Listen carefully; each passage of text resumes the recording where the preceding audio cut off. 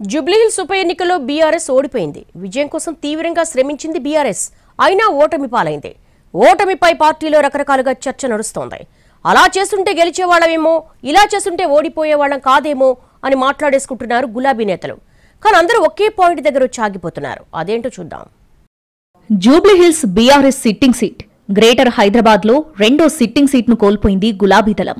ఓటమిని విశ్లేషించుకుంటున్నారు బీఆర్ఎస్ నాయకులు.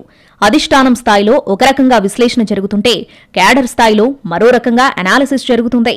అందరి విశ్లేషణ ఒకే పాయింట్ దగ్గర ఆగిపోతుంది. అదే కేసీఆర్ ప్రచారం గురించి. కేసీఆర్ ప్రచారానికి వచ్చి ఉంటే గెలిచి ఉండేవాళ్లమేమో అనుకుంటున్నారు నాయకులు, కార్యకర్తలు. జూబ్లీహిల్స్ ఉప ఎన్నిక ప్రచారం కోసం బీఆర్ఎస్ ప్రకటించిన స్టార్ క్యాంపెయినర్ల లిస్టులో కేసీఆర్ పేరు కూడా ఉంది. దాంతో కేసీఆర్ ప్రచారానికొస్తారని అంతా భావించారు. అధినేత ప్రచారంలోకి దిగితే గెలుపు ఈజీ అనే భరోసా కార్యకర్తల్లో కనిపించింది. కేసీఆర్ మాత్రం ఫామ్ హౌస్ కే పరిమితమయ్యారు. ఒక్కసారైనా వచ్చి రోడ్ షోలో పాల్గొంటారని అనుకున్నా కేసీఆర్ రాలేదు.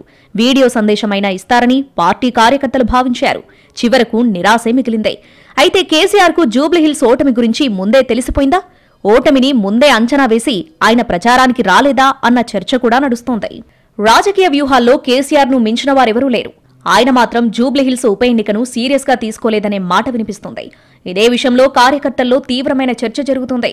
కేసీఆర్ ప్రచారం చేసి ఉంటే ఫలితం వేరేలా ఉండేదంటున్నారు. ఇదే విషయంపై అభ్యర్థి సునీతని మీడియా ప్రశ్నించగా సరే, ఆమె సమాధానం చెప్పకుండా దాటవేశారు. గతంలో జరిగిన మునుగోడు, నాగార్జునసాగర్, పాలేరు, నారాయణఖేడ్ ఉప ఎన్నికల్లో కేసీఆర్ ప్రచారం చేశారు. అక్కడ బీఆర్ఎస్ ఘన విజయం సాధించింది. మరోవైపు దుబ్బాక, హుజూరాబాద్ ఉప ఎన్నికల ప్రచారంలో మాత్రం కేసీఆర్ పాల్గొనలేదు. అక్కడ బీఆర్ఎస్ ఓడిపోయింది. ఇదే సెంటిమెంట్ గురించి కార్యకర్తలు చర్చించుకుంటున్నారు.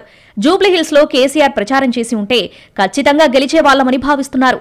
జూబ్లీహిల్స్ ఉప ఎన్నికలకు సంబంధించి ఫామ్ హౌస్ లో ఒకసారి డివిజన్ ఇన్ఛార్జీలతో సమావేశం నిర్వహించారు కేసీఆర్.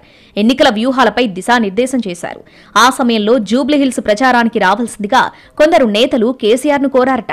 అవసరమైతే వస్తానని కేసీఆర్ చెప్పినట్టుగా ప్రచారం జరిగింది. జూబ్లీహిల్స్ ఎన్నికల ప్రచార సమయంలోనే మాజీ మంత్రి హరీష్ రావు తండ్రి చనిపోయారు. అప్పుడు హరీష్ కుటుంబాన్ని పరామర్శించి వెళ్లారు కేసీఆర్. ఆ తర్వాత ఎక్కడా కనబడలేదు. తండ్రి మరణం కారణంగా హరీష్ కూడా ప్రచారానికి దూరంగా ఉన్నారు. కేటీఆర్ ఒక్కరే ప్రచారం నడిపించారు. దీంతో కేసీఆర్ వచ్చుంటే పరిస్థితి మరోలా ఉండేదనే చర్చ జరుగుతోంది.